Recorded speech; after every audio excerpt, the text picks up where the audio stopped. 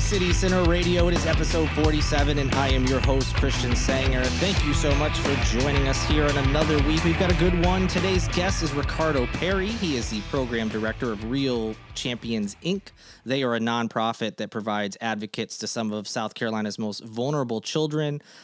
The interview is awesome. The work they're doing is incredible. We're going to get all into that. So definitely be sure to listen to the whole thing. It was really great talking to Ricardo, and check out the organization when you have a chance. Not too much else going on in this episode. It's been a little busy around here, and there's a lot of stuff in the news, and we will get to it eventually, but a lot of it is, very much up in the air, and, it changes day to day, and depending on what we're recording, there's some stuff that is hard to talk about because it could easily change, by the time the episode comes out. But so just quickly, I will say, that, as I mentioned in the last few episodes, my parents were here to visit.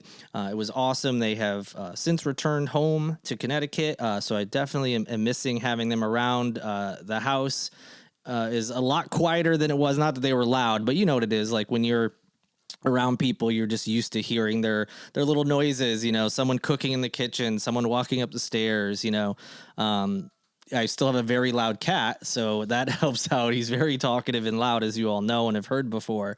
So yeah, it's been quiet around here, and I certainly miss having them. We had a really good visit, and it's always nice to have them here, and also obviously to go visit them as well. Thankfully, not only they, but my brother, my sister-in-law, and my niece and nephew are coming down in June. So just a little, about a month away from when my parents left. They're all going to be back, which is going to be incredible. Fun to have any family members here, but, having the kids here is always a little extra fun because, they're funny little humans, and they're always saying and doing little just crazy things. And it's also fun to see the stuff in Charleston through their eyes, to see what gets them excited and what, they find interesting. It's always a lot of fun to have them here, and I'm really excited because I think I've said it before, but they're that age where, they're little tiny humans with their own little opinions and their preferences and likes and dislikes. And so it's just fun when you bring them to places. You're going to get the real unfiltered opinion on whatever it is that we're doing. So I can't wait. But other than that, not too much going on. We'll have stuff to talk about in the next episode. Best of Charleston results will be out when this episode comes out. But I don't have official word that I can pass on in this podcast that I'm 100% sure of. So unfortunately, it's going to have to wait. So it'll be after the issue comes out. But we are hoping for some good Holy City Center news in there. And thank you to everyone who voted and all that good stuff. Like I said, by the time this comes out, the issue will be out. So definitely check that out. Other than that, not a whole lot going on. Things are going just fine in Holy City Center land, and we'll keep you posted on those things, as well as some of the big stories going around in the state and nationwide as they unravel and we get more details on them. And until then, we've got another great interview. And really, this is these types of interviews are the ones that I really, I love all the people I've spoken to. All the interviews are great. But when we talk to people involved in nonprofits, there's just a little extra special with a lot of these conversations because, you're learning about some things that you don't always think about that are going on in the community. And also you're hearing about these people who are selflessly helping others and trying to make the community better and doing the actual work. We get caught up in celebrity stuff and national news and politics and all that. It's good to hear about things like this where it's just people trying to do good in their community and doing what is like the most basic human thing, which is taking care of other humans and being a good neighbor. And this is what it's all about with the podcast and everything else. So despite the lack of news or me chatting, who wants that anyway? This is better. This is much better. So without any more rambling from me, here's a great interview. Again, it's Ricardo Perry. He's the program director of Real Champions, Inc., a local nonprofit, and they're doing some awesome work with some of the most vulnerable children in our state. So I'm excited for you all to hear about it, and be sure to check out the organization after. So without any further delay, here is this week's interview.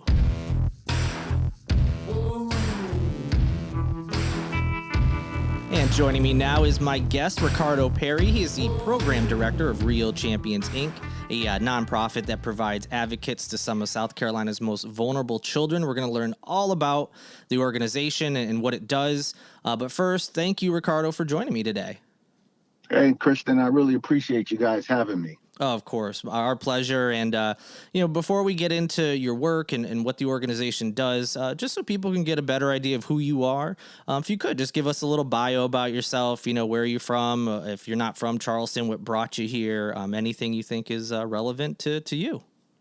Absolutely. So, born and raised in Charleston, specifically North Charleston in the Ferndale community, where I spent really half of my youth.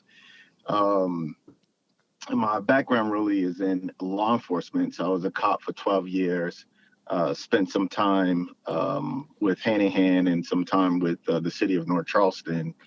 But my true passion really was discovered back in 2010 when I started working as a school resource officer.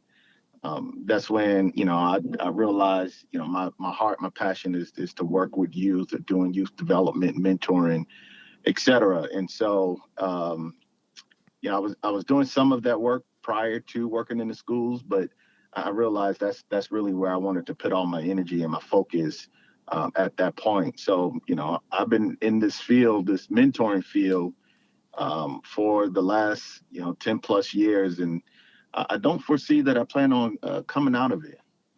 Sounds like you found your life's calling, or at least for this portion of your life, then something that you're proud to be doing, and sounds like you found it for sure.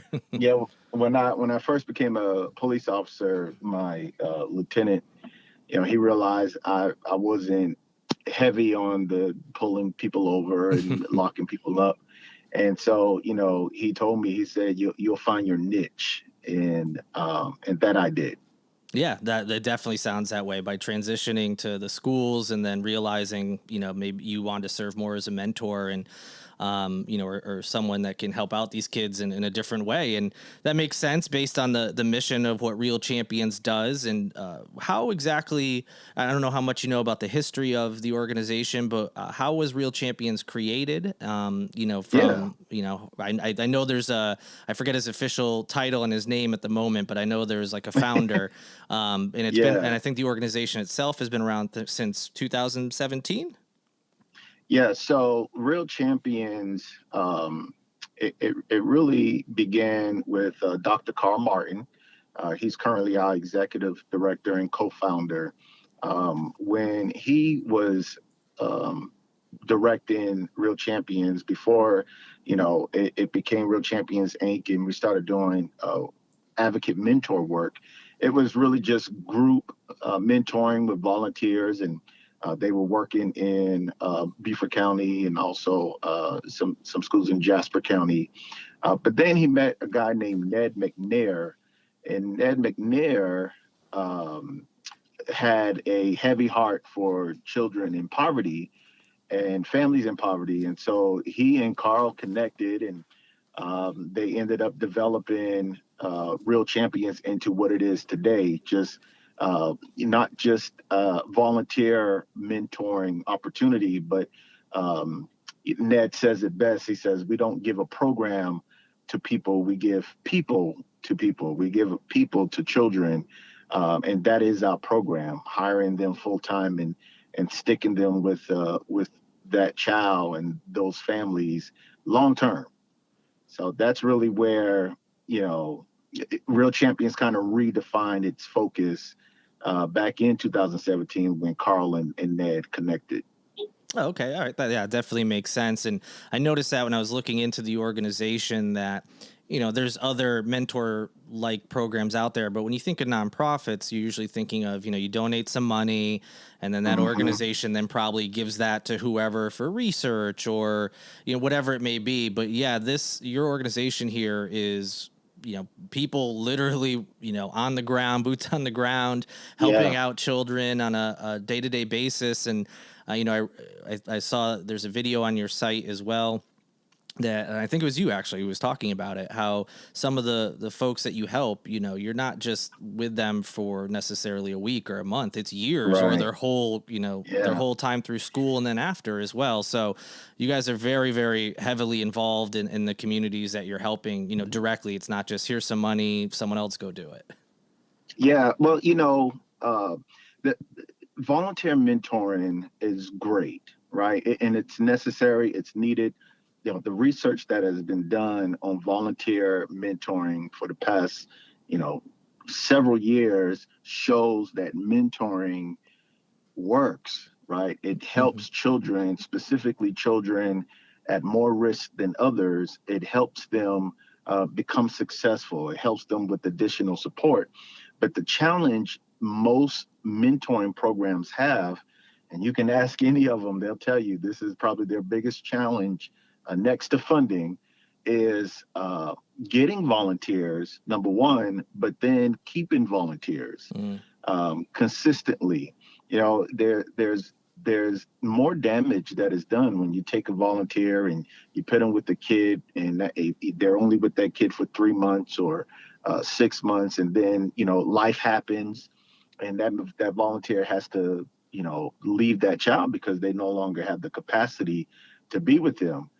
And so that's really what we're trying to, mitigate. We're trying to make sure that the children that need the most support, the ones that we consider the most vulnerable in the community, that when the mentor is assigned to them, we don't have to worry about that mentor being inconsistent because this is their full-time job. Mm. And we make sure that we do our best to keep the mentors so that child will always have a consistent mentor in their life. That makes a lot of sense because we'll talk about what exactly it means when you say vulnerable children. But I would imagine a lot of these kids are coming from situations where there isn't consistency in their lives Right. necessarily, or there may be people in and out of their lives. So having a mentor, someone who's helping them disappear after 3 months or what have you, could certainly disrupt that and just make them Yeah. feel, here we go again. So that definitely Here we makes go sense to again. me. Yeah. So that's great. I think I read you all have at least you have the paid full-time mentors like you mentioned, and you're helping out these children. How do you identify who needs help and what sort of situations when we talk about vulnerable children? What does that mean to you all? Yeah. Great question, Christian. The biggest way, one, we partner with the local school districts to help us identify uh, the children that we can serve. Mm-hmm. Now, uh, every child automatically, because they're a child, have some vulnerabilities. Mm. Um, but we're looking for the children that have more vulnerabilities than others, right? So I'll give you an example of a child that we typically bring into our program. One, they have to be a kindergartner or first grader. So we're looking for 5, 6 year olds, but then we're looking for the child that live in a home or in a community that doesn't have easy access to resources, that doesn't have easy access to opportunities. And so what we do is we pair the advocate mentor with that child and that parent. So the mentor becomes a partner with the parent, because many of these parents, Christian, they're working 2 jobs. Right, They right. got 3 kids, and really what's happening is that the older siblings are taking care of the younger siblings, and mom or dad, they have a hard time balancing all of the other important things of that child life, like education, like community involvement, and just whatever it is that makes most children whole in a sense. A single parent has a hard time balancing those things, and it's understandably, they're working, they're trying to make sure the lights stay on, that there's food in the Right. house, and so we look for those um, areas of additional support, right? We look if there's a child that's in poverty, but that child have access to grandparents, other relatives. That child is very connected, even in the community, to the local church. That parent already have the additional support, right? Right. So we're looking for the child whose family doesn't have all of that readily accessible to provide that additional support. Yeah, that definitely makes sense. You're trying to find, like you said, everyone has some level of vulnerability, but the ones that are the most vulnerable is what you're all looking for. Is there a set? And then, Go ahead. well, just and we got to be able to justify, and this is what I try to tell school representatives when we're trying to identify the students in the classrooms that need our services. We want to be able to justify and say that this child, in order to come out of poverty, in order to be successful, it is vitally important for them to have 2 to 4 hours a week for 12 and a half years of another person's time. Okay, I see what you're saying. That definitely makes sense too. And like based on the situations you described, they're missing that, that some other children may Right, have. right. So I guess let's dive into that a little bit. You said the hours per week or per month, and then as you said, extrapolate it out over 12 years for their entire schooling career. What does that look like on a week to week basis? What is obviously without giving any personal details of anybody, what Yeah. are the mentors doing on a week to week basis with these children and these families? Great question. So, one mentor, the advocate mentor. I mean, let me back up a little bit. So we refer to them as advocate mentors, and they serve dual responsibility. They're an advocate, as in advocating for that child and that family to have better access to resources, better access to opportunity, etc. And then they're also a mentor, like a big brother or big sister Gotcha. to that child and to the parents, if necessary. So the advocate mentor gets assigned 8 kids, and they spend between 2 to 4 hours within the week with each of those 8 kids, right? Mm-hmm. Some of that time is spent in the classroom, so they'll sit in the classroom with their mentee, assisting them with academics. And then some of that time they would be working with their mentee outside of the classroom, whether that's at home or in the community, at various places. And then the advocate mentor, they have two main focuses for each of their children. It's academic development and social emotional development. And so everything that they do has to promote academic excellence and social emotional excellence. And so we focus on 5 specific social emotional skills. And the mentors, they establish a goal for academics and a goal for social emotional development at the end of every month for the following month. And the way they come up with those goals are by having conversations with the teachers, having conversations with the parent. And so they facilitate parent teacher conferences. They meet with the teachers often to find out what are the weak points, what areas of struggle do their mentee have, or areas they need to improve more in. And then they work on those academics by providing tutoring or connecting them to a tutor. And then if there's any behavior problems, because contrary to popular belief, we don't just work with children who have behavior problems. And I think that's another misconception of mentoring, is that only the bad kids get mentors. Mm. And that's not the case, right? So we have children who do not get in any trouble, but they struggle socially, right? They may not like talking to anybody. I could think of one girl in our program when she started with us. She wouldn't even say hello to me. Wow. She didn't want to talk much with anybody. When they would bring her to the office, the mentor bring her to the office, she wouldn't say hello. She wouldn't talk to us. But literally, after probably about 3 months, 4 months into our program, I was getting out my car one time at the office, and the mentor was getting out of her car, and the young girl was getting out of the back seat, and she says, "Hey, Mr. Ricardo, blew me out the water." Yeah, That'd be a really special moment too, though. yeah, like, and I'm looking at the mentor like, did she just speak to me? Because that's not something that she used to do. And so that's the type of impact our mentors are having on these children. They're bringing them out of their shell. They are helping them develop their skills and talents to, again, ultimately be better people in our society. I'm glad you mentioned all that. I mean, lots of good stuff in there, but I think it's really important for everyone listening that we hammer home that point that not every situation is the same.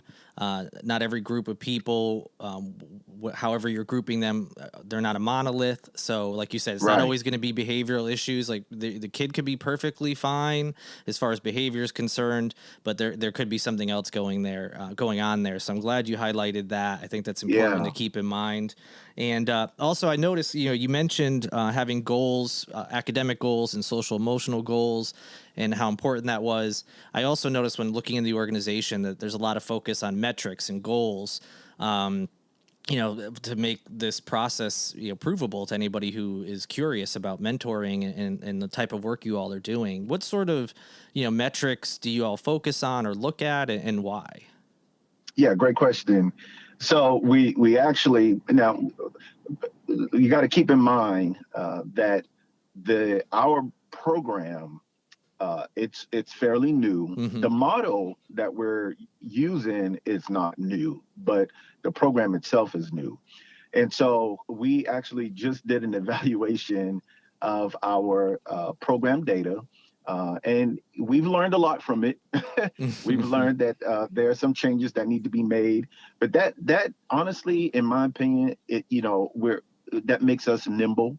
Mm. We're not opposed to taking a step back and seeing how can we better develop our program. So to answer your question, metrics, we look specifically at their grades. So the mentors have to report monthly, and in their report, they have to report the mentees' grades. They have to report attendance. Any behavioral infractions, they report those. They have to report the amount of hours they spend tutoring that mentee that month. And then the social emotional part. What we do is, they create activities or have activities where it promotes specific social emotional skills. And with the mentors, what they have done in the past, and we're probably going to end up changing this, is they would rank their mentee on this social emotional ranking metrics that we created to determine if there's any progress on the mentee's behalf. Again, we've been talking with USC out in Columbia. Dr. Sam McQuillan, he's been helping us really in the area of metrics and providing counsel in that area, because this is part of his life work as well. And so we've looked at that, and we are reevaluating how to monitor the growth of the children in our program.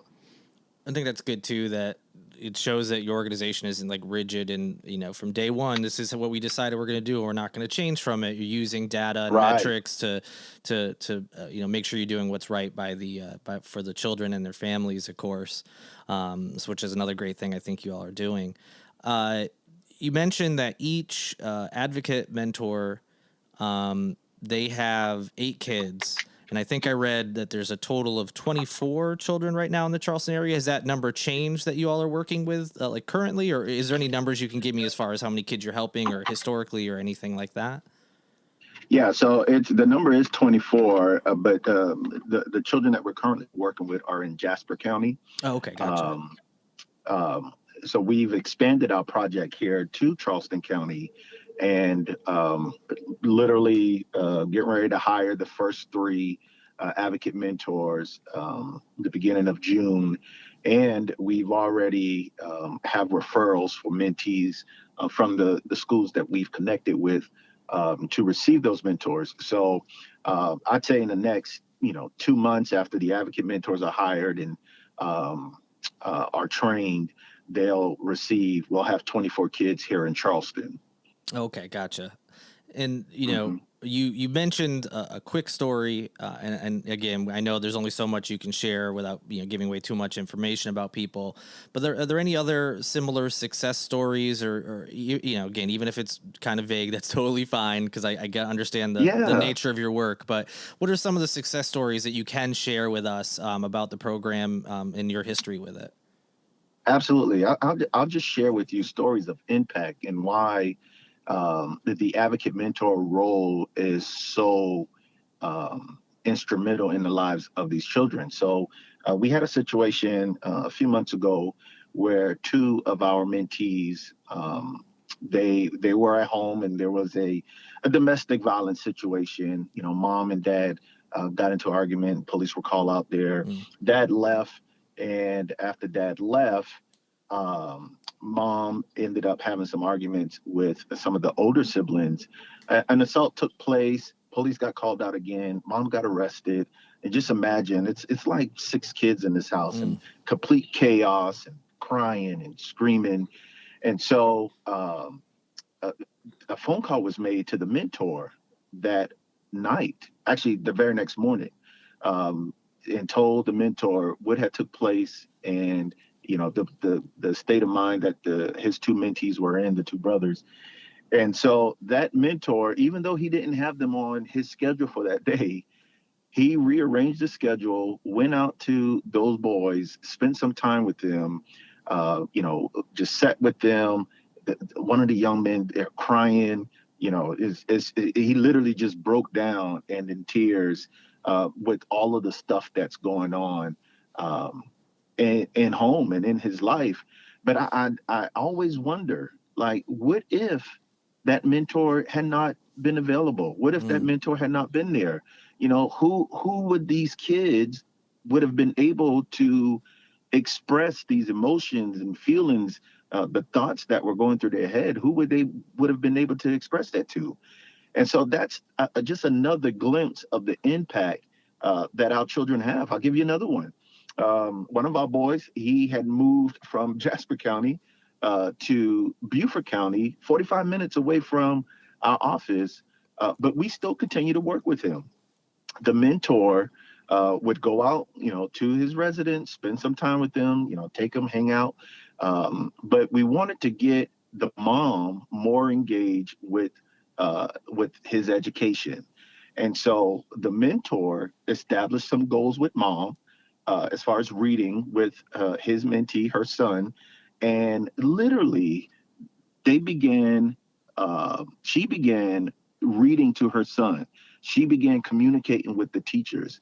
She began being more involved as a parent with her child. And again, we connect that to the impact of the mentor and his involvement with that family. Wow. Yeah. I mean, excuse me. Those are very good, descriptions and kind of gives an idea of what exactly you all do. When you hear like mentor, we're helping vulnerable children. I think when before I even looked into anything or spoke with you, I just kind of had that idea of, oh, okay, it's someone who goes into the school, chit chats with the kid, periodically, Right. but it's so much more involved with that Yeah. they're available for them. And again, I think, like you mentioned earlier, that probably is because of the fact that these are full-time employees and not just volunteers Right. who have a job Yeah. outside of We that. we call it deep mentoring, right? We're very intentional about the work that we're doing, the outcomes that we want to see. And so it's going to take somebody doing this full time Mm. to get these things done. We talk about how much of a big task this is. We're trying to break the cycle of generational poverty. That's a huge task. And it's going to take a lot to do it, but it's going to require consistency. It's going to require longevity. It's going to require professional development. That's another focus that we have. We're always thinking of ways to train our mentors and give them the tools for their tool belts to work with the children and the families that they're working with in the community. You mentioned training and they're, you know, constantly training and developing. What sort of training, like off the bat, do your advocate mentors need or go through before they actually start working with families? Yeah, so as soon as they get hired, they spend the first 2 weeks, 80 hours in training. And so we do training on various topics, just about mentoring. We talk about ACEs, adverse childhood experiences. We talk about being trauma informed. We talk about how to advocate, right? How to properly advocate. They learn literally whatever it is that they need to be that they need to have in order to begin working with those students. That's what we teach them. That's what we train them on, and they go through that for 80 hours. The first 2 weeks when they come on board, and then now the new cohort of mentors, they're going to now be able to shadow current mentors for about a week and see how they do their job and how they work with those kids. But that's just the beginning. There's ongoing every Monday for at least 1 hour of the 2 hour staff meeting. There's a professional development opportunity, whether that's us bringing somebody in or us doing a refresher on, what they've learned in the past. Right now we're talking about trust-based behavior intervention, and we have a psychologist who comes and assists us with that. So, just again, training, professional development, that's a very, very important piece to making sure our mentors have the tools they need to work with these kids and family. And, I read on the website, this number may have changed and you can let me know, but around the website says around the cost per child to hire a mentor is about $6,250. Yeah. Yeah, so that's per child, and you said each advocate mentor has 8 children. So yeah, that can add up pretty quick. So with that in mind, how can people help, whether it's monetarily, whether they are interested in maybe becoming an advocate mentor themselves, or anything else to help out this organization? What are the ways they can do so? Yeah, great question. Now I will say the 6250, $6,250. That's for one mentee, and then an advocate mentor gets 8 of them. Mm, So that's $50,000. So talking about the total package for an advocate mentor, it's around mm. $50,000. And so that's why so that's not even considering all the other costs of running the Oh, program or the right. organization. It is literally just considering the cost for one advocate mentor to work with 8 kids. Each of those kids are 6,250. But I'll be honest with you, Kristen. Our biggest need, again, we don't give a program away; we give people away. People, the advocate mentors, is the program. They are the program. And so when people ask, well, how can we help? The biggest need is to tap into individuals that can assist with funding this work. It's going to cost a whole lot of money to continue to give people to children in poverty, to these families, to help break that cycle. Um, so that's one way. Another way is volunteering. We're creating other ways for people to volunteer. One of the questions we get asked often is there an opportunity to mentor other age children that's not in kindergarten or first grade? And so, we've been having conversation about developing a part of our program where we can, begin to provide volunteers to other children. So, volunteering and just access to people's networks, right? Maybe they can't give 6250 per child, but they know somebody that could. They know somebody that has a heart for this, and so we would love to connect with those individuals. And for anybody who is looking for more details, and the website I keep referencing is realchampionsinc.org. I will have that in the show notes. That is the organization's website. All sorts of great details there, including some, more in-depth dive into some of the things we spoke about. So definitely for those listening who are interested in helping, go check that out. And as I always say to my listeners at the end of the show, like, hey, I appreciate any support you can get. But and as you said, it doesn't always have to be one thing. There's all sorts of ways to help. So even if you can't volunteer or can't donate, just sharing, following, it might get the organization in front of someone else who can, has the time or the money right now to help out. So I'll definitely include that. And before I let you go, is there anything that I didn't ask or we haven't touched on about the organization, the program, anything at all that you just want to, say to anybody who's listening that we just haven't covered? Well, I will say that there are several other communities, school districts that's interested in this model and having us come to their area. So again, if your listeners said to themselves, man, we can use a Real Champions Inc. in our community, tell them to contact us, and we'll establish some meetings and talk about what it's going to take to launch a Real Champions site. Ideally, Christian, we would want to serve every child in poverty throughout the state of South Carolina. And I'm believing that we're going to get there. We're trying to put ourselves out of business. You wouldn't think that'd be a goal for a business, but yeah, that's kind of how nonprofits work. That's the goal, right? That's how it should work, right? We should be striving to put ourselves out of business. Absolutely. And thank you for taking the time to tell me about Real Champions Inc. today. It was great learning about the work you all are doing, which I think is incredible and so important. So thank you for bringing that to our community and doing this kind of work. And thanks for sharing all the information today. I really appreciate it. Thank you for allowing me to share our mission. This is vitally important to us, and talking about it is even better. Yeah, absolutely. You're very welcome. I encourage everyone to go to the website, see how you can help. And Ricardo, thank you again so much. All right, Christian. Thank you again to Ricardo Perry. Great interview. They are doing some amazing work with Real Champions Inc. Love everything they talked about. And just how they're approaching mentoring and advocating for children and families in the state. So hats off to them and definitely go check them out. And like I mentioned in the interview, and I always say at the end of shows, not everybody can donate money. Not everybody has time to volunteer. We all have stuff going on in our lives, and that's okay, but you can still help out.